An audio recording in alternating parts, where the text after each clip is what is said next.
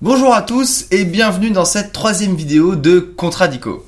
Aujourd'hui nous allons parler de pourquoi la contrefaçon, c'est trop bien. Une des pires contrefaçons, c'est la contrefaçon de médicaments. Malheureusement, c'est une industrie parallèle qui fait 700 000 morts par an. En plus de ça, l'industrie du luxe estime à plusieurs milliards de dollars les pertes occasionnées dues à la contrefaçon. Mais on va voir que ça dépend vraiment du point de vue. Tout de suite, le premier avantage, c'est que ça participe à faire de la pub aux marques de luxe.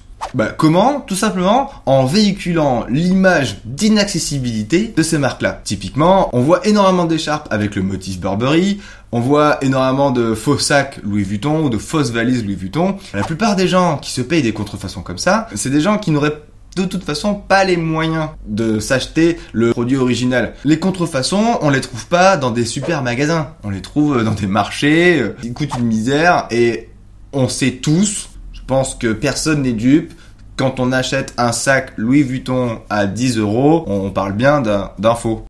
Par exemple, je me fais un selfie avec mon écharpe Paul Smith. Finalement, que ce soit une Paul Smith, une Paul Smith ou une Paul Smith, derrière, pour Paul Smith, c'est de la pub gratos si je la mets sur les réseaux sociaux. C'est pas le seul avantage. Tout de suite, le deuxième. Ça dépend vraiment du point de vue. En Chine, la notion de contrefaçon n'existe pas. En fait, c'est un partage finalement de bons procédés et la copie, dès le plus jeune âge, fait partie de leur culture. Typiquement, les kanji, les symboles chinois qui permettent de représenter des mots, on leur apprend à dessiner parfaitement et à recopier. C'est quelque chose qui est vraiment ancré dans la culture chinoise. On va prendre un exemple peut-être qui vous parlera un peu plus. On prend Top Chef. 6 candidats doivent réaliser un plat d'exception en 1h30. Évidemment, comme ils n'ont pas le droit de communiquer entre eux, à la fin on aura 6 plats moyens et un gagnant. Avec le modèle chinois, pendant l'épreuve, les candidats auraient le droit de regarder ce que le voisin est en train de faire.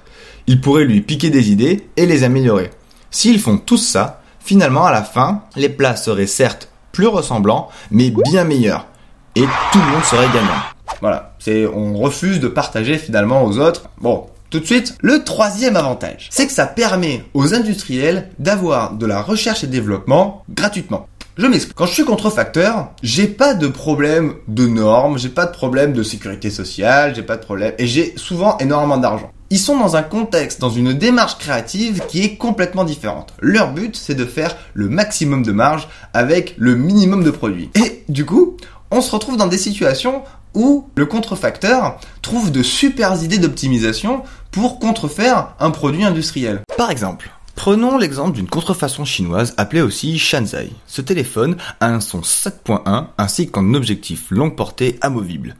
Cet exemple vient clairement répondre aux besoins de qualité sonore accrue des téléphones ainsi qu'à l'amélioration des performances de l'appareil photo. Et là, pour les industries, c'est du pain béni. Ces innovations-là ont été créées de toutes pièces par des contrefacteurs. Ils peuvent donc leur piquer leurs idées et les réutiliser dans leur propre industrie.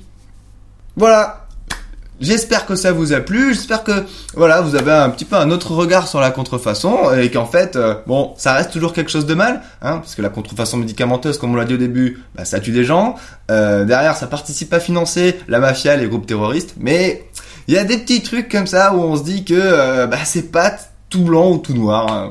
Donc si ça vous a plu, n'hésitez surtout pas à partager la vidéo.